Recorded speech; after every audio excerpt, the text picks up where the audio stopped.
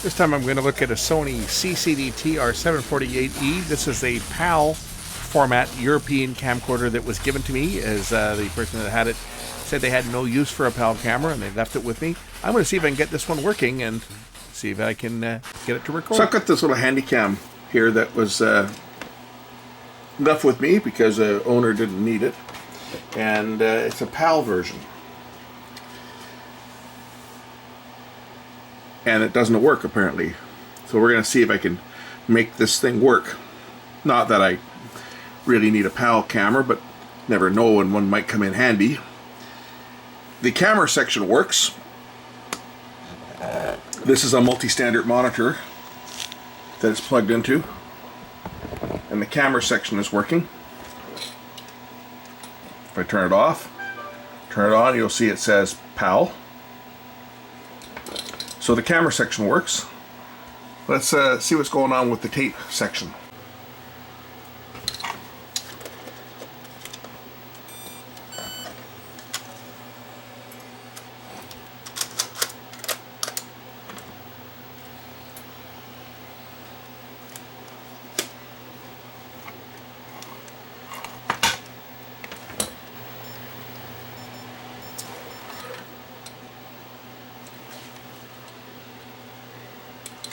Yeah, it's got the dreaded C20, is it 32? 2332 error.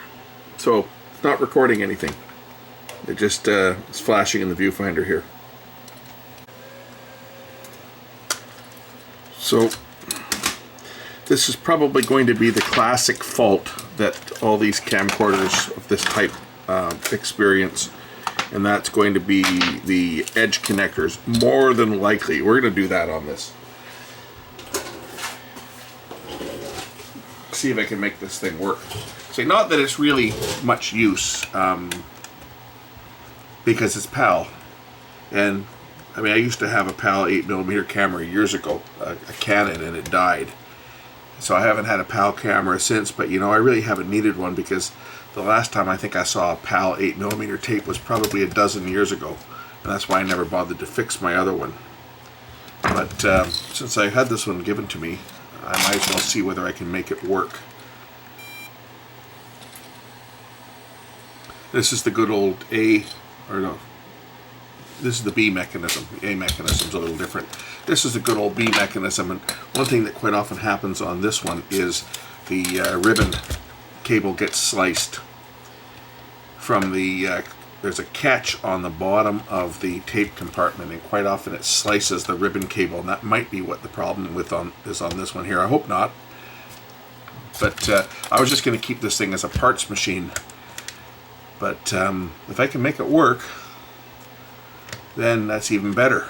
So let's just take it apart and reseat the connectors and see if that'll fix it. I do have a CRT PAL monitor too. If I can make this work, I'll go drag in the PAL monitor so we can actually see what the quality will deliver.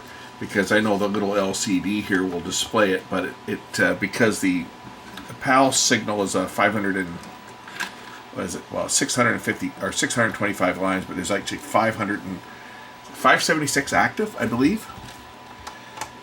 But the little monitor I've got here only will display 480 because it's a 480 line native panel. So what will happen is it will scale it back. So if I can make it work, I will actually go and dig out a proper CRT multi-system monitor and we'll try it on that.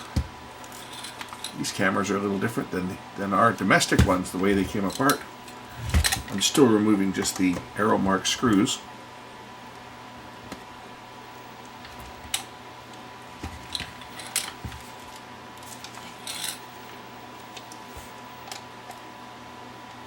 This is a CCD TR748E.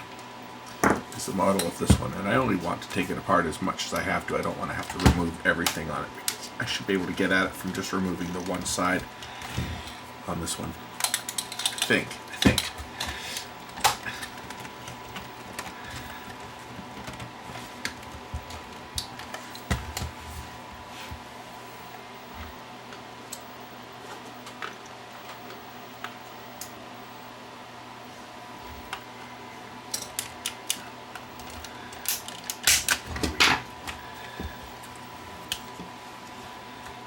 that connector.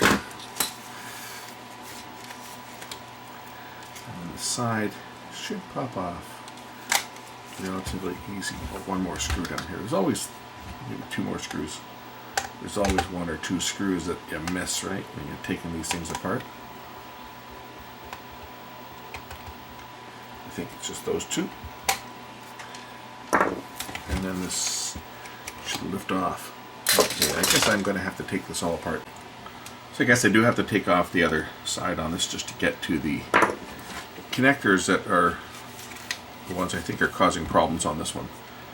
I also need to do an inspection of the front or the cassette basket to see if it's cutting into the flexible cable, which was quite common on this type of chassis. It might have the upgraded, then again it might not. This one not having a flip out monitor, there's less cables, it's just the one that needs to be undone here. And yes, it does have a few of those pesky capacitors, but we're not too worried about that on this one.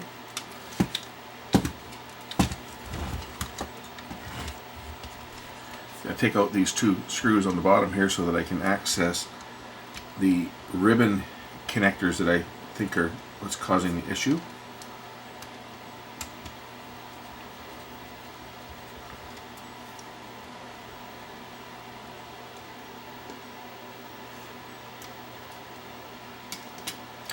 And here they are. This is where I think my problem is on this one, just like all the others. Just reseat these connectors, just undo them and put them back in. And try not to break them in the process. 4 of them.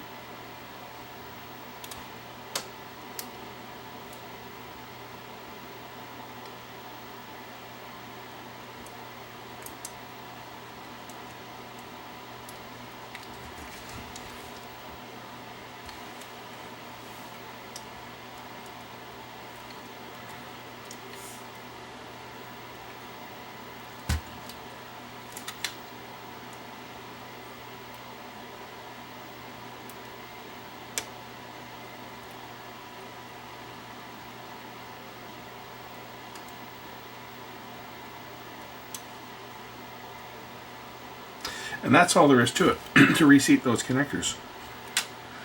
I do want to take a look at where the catch latches on this one, and to do that I need to actually eject it. So let's just put power to this unit and eject the cassette basket, wherever my power cord went.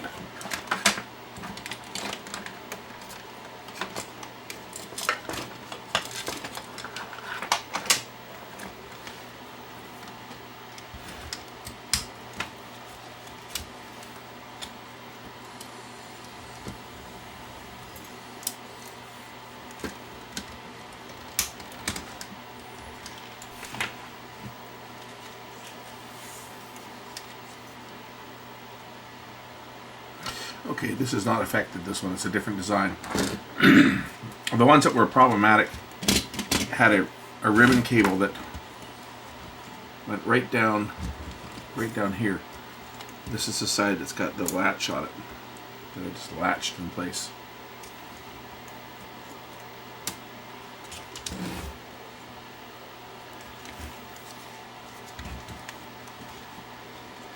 But this one doesn't have the problematic flexible connector.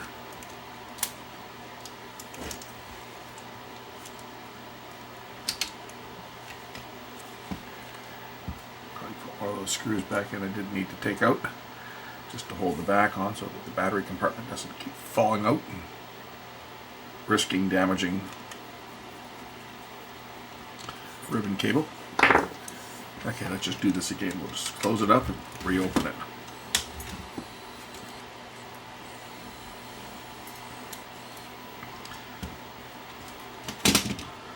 So the ones that have the catch problem is right down here. This is the latch right down here. And I'll try and get a close-up. This is not an affected one, but the ones that are affected, this is where the problem is. And I've covered it in other videos in the past. But right down here, this little bottom of the catch, which is right here. This ribbon was over further, and when it goes down this track and locks in under here, it had a tendency to put a scratch in the ribbon cable, and it would eventually cut through it. But this is a different design, so this one's not affected by that. So that's not what was causing the problem. What happens when that ribbon cable on the B chassis gets severed is it's what's passing the signal from the rotation sensor underneath the take-up spool. You can see the wires that go through here, and they carry the signal from the rotation sensor, and when it gets cut, the rotation sensor stops signaling, so the camera goes into emergency stop as soon as you start it up. And you get that, what is it, C2132 I think was the code. Anyway, you get the code, and that's the code I got. But more than likely the reason why was because this ribbon that plugs in right here, this is the one that carries those signals up to the board, and that was probably the one that was bad. So I'll try it again. Let's close it up, and I'll put the camera back together. Actually, I don't even have to put it together. I can operate it like this, and we'll see whether it will actually will work. So let me just load the tape, because this one will operate when it's apart. The left side cover is just the viewfinder, so without that, this will still operate. So I should be able to get it. I should be able to do a recording and playback. I think I can do a recording and playback. I'll just load this tape. This tape has got NTSC stuff on it, so I'll have to record. So let me plug the monitor in and put it into camera mode. And do I get a picture? I have a picture. Okay, so I'll show you guys what I'm doing. So there's my monitor. We'll hit record, and the camera is recording. You can see the tape reel is turning, and it moves quite quick on PAL, because a 120-minute tape is, oops, let's put it in night shot. 120-minute tape is only 90 minutes on PAL. They had an LP speed, which give a longer recording, but so the tape does move faster than it did on analog. And I see it has not gone into a shutdown mode here, so I'm pretty confident right now that the problem has been resolved on this camera. You can zoom the lens zooms, and we're looking at an upside down shot from my bench now. But it has not gone into a stop mode. Let's see if these guides are tight. They should be. Yeah, they're not moving. So I'm thinking that this camera is probably going to work. If it does, I'll go and I'll grab my PAL CRT and we'll hook it up to that, because it'll look better than this crappy little LCD monitor. Let's just play this tape back and see whether it's made a recording. Play. Rewind.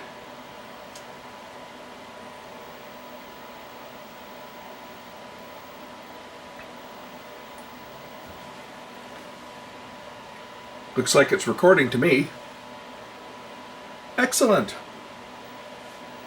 I now have a working Hi8 PAL camera. This is standard 8 that I'm recording in now. It's not a Hi8 tape. So Hi8 would obviously deliver a bit better picture than this, but this is working. So this is good.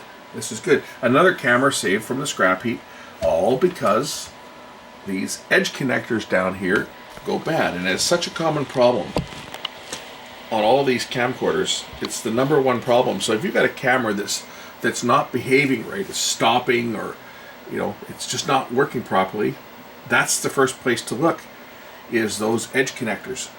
It's such a common problem. Can't stress that enough. Okay, let's put this one back together. This camera actually has an incandescent bulb on it, a flashlight essentially. This had to be right near the tail end of the Hi8 PAL equipment. I'm sure Digital 8 was around by the time that this camera was made. But still, it's good to have a camera that can play PAL in 8mm and Hi8. It's a good asset to have, even though it probably won't get used. It'll sit there collecting dust until the battery starts leaking on this side. It keeps the clock running.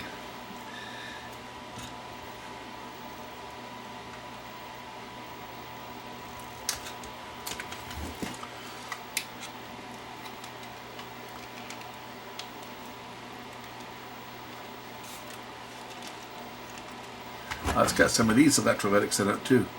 These problematic ones, which are just regular electrolytics in little plastic cases to support them. Of course, those things go bad too, right? They're a pain in the ass. That's what that Tascam or that TIAC DAT machine had. They go leaky as well.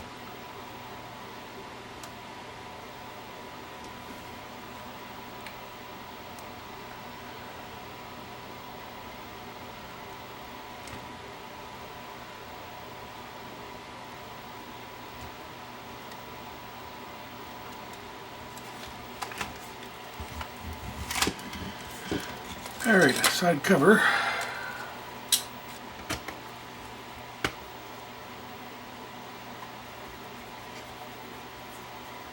The last screws go back in to hold the cassette compartment on. Now, as promised, I'll go and dig out, if I can find it, the old multi-system, most expensive television I think I have ever purchased. And it was not cheap. It was, I forget how much I paid for this thing, but it was a lot of money back in the mid-80s when I was doing lots of conversions. And the reason I bought this monitor, there's a story behind it. There's always a story behind things that I buy. When I first started doing conversion work back in the mid-80s, I didn't have a fancy converting machine.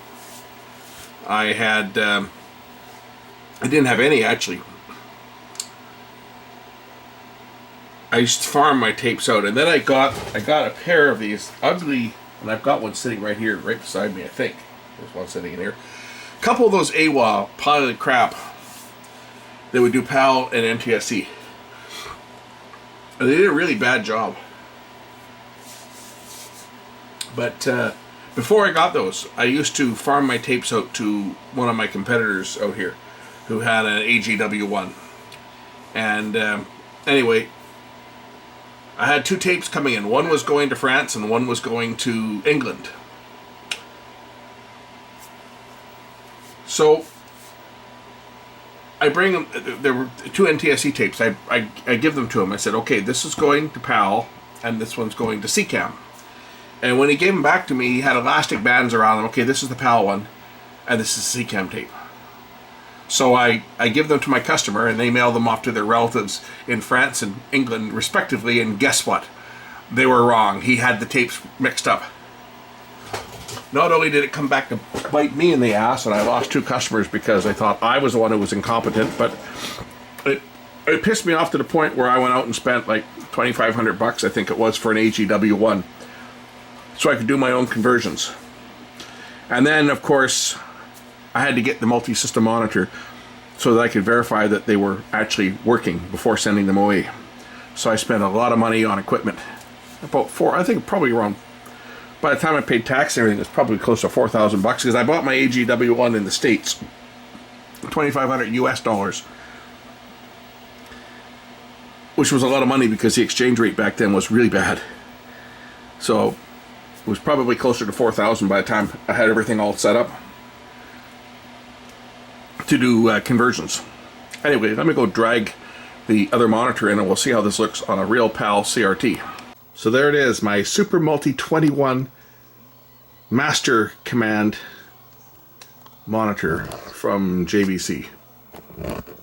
This monitor I paid a small fortune for. I think it was $800 for a 14-inch mono TV. It has not been turned on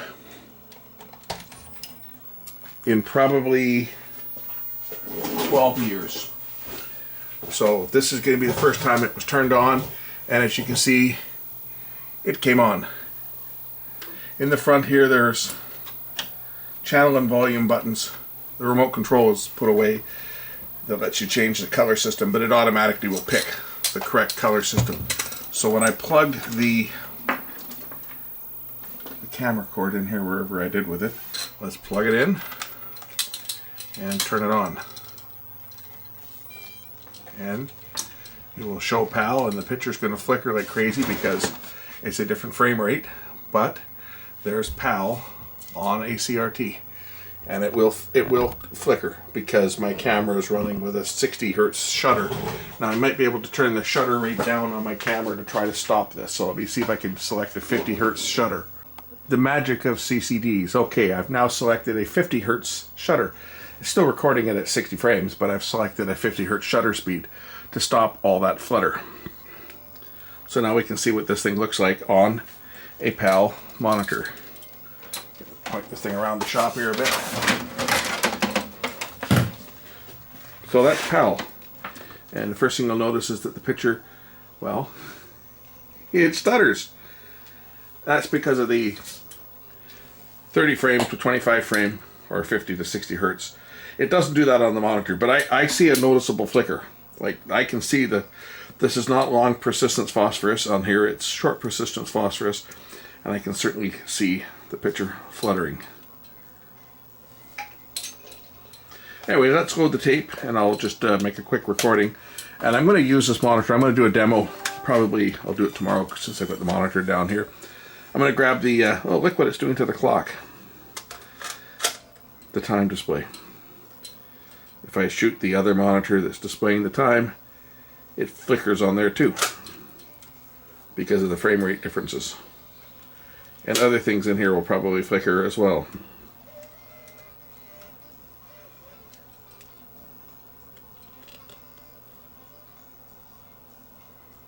It stops the display in its tracks. Okay, I'll do a recording. So I didn't even check it for sound. So my screen here, because I was testing out that projector the other day, so the screen is down. This is all stuff that's come in for repair. There's a lot of stuff in here. A lot of stuff that's coming for repair. Had another DAT machine. I think this is a DAT machine in here. But Big Toshiba's not been picked up yet. But this is stuff I'm working on. Work in progress. Super VHS machine just walked in the door today. That one right down there. That's a DV cam and a Hi8 deck.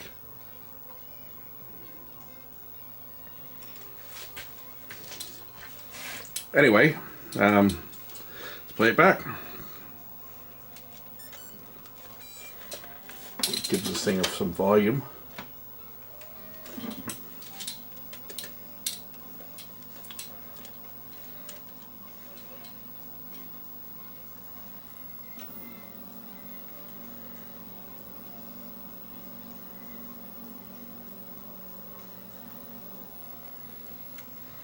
Of course, that's an NTSC recording on the tape that it won't play there.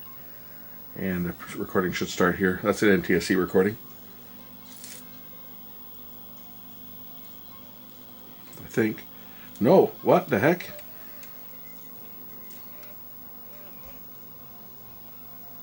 There we go. Just hadn't figured out what it was doing.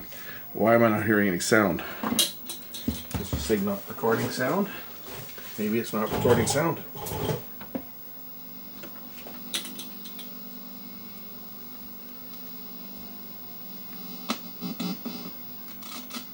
Super VHS machine just walked in the door. You know what it is? It's not a stereo right camera. Down there, that's a DV cam and a Hi8 deck. Yeah, this is not stereo. It's just a monaural camera. Anyway, play it back.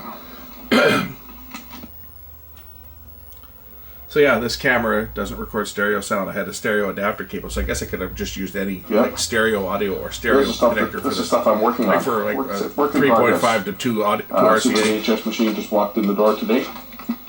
That one right down there. That's a DV cam and a Hi8 deck. So this one's done. That's pretty good. Oh, look at that. When I'm in, look at the picture fluttering. I don't know if it's fluttering on your end, but when I pan the camera here with that 50 hertz shutter, it really strobes, doesn't it? Anyway, this one's all done. So thanks for watching another camcorder video that I've just put everybody to sleep. Hope you enjoyed my little fancy monitor. What I'm going to do while I've still got this down here is I'm going to pull out that SV5000 that I picked up. What was it, a couple months ago? I guess I picked it up dirt cheap for like 20 bucks. I think it was 20 bucks, 20 or 25 bucks.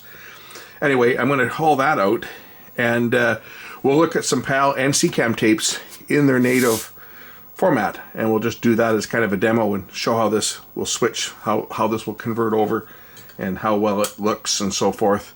But it's a good little monitor. That's why I've been hanging on to this thing, plus the fact that it cost me a small fortune, but it still works. So good old CRT. Anyway, thanks for watching. We'll catch you in the next one. Bye. And in case any of you wondered what would happen if you tried to play a PAL tape in an NTSC camera, which I just tried, this is what you get.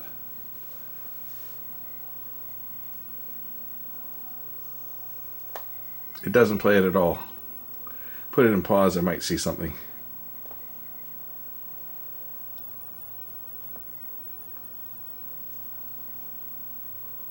Now, if it was a digital 8 tape, this NTSC camera would likely play it, but output it in PAL. I know with the mini DV format, I can take a mini DV PAL tape and play it in my mini DV player, and it will output it as a PAL signal. Won't convert it though, it'll just output it as PAL, because I've done that. I've taken PAL mini DV tapes and output them over the FireWire as a PAL signal, and then given them out as a PAL 25 megabit AVI, which that person can deal with on their own. Anyway, I figured I would just try this. I'm curious if a PAL PAL Digital 8 would play, but we know that an analog will not. Anyway, thanks for watching. We'll catch you in the next one. Bye.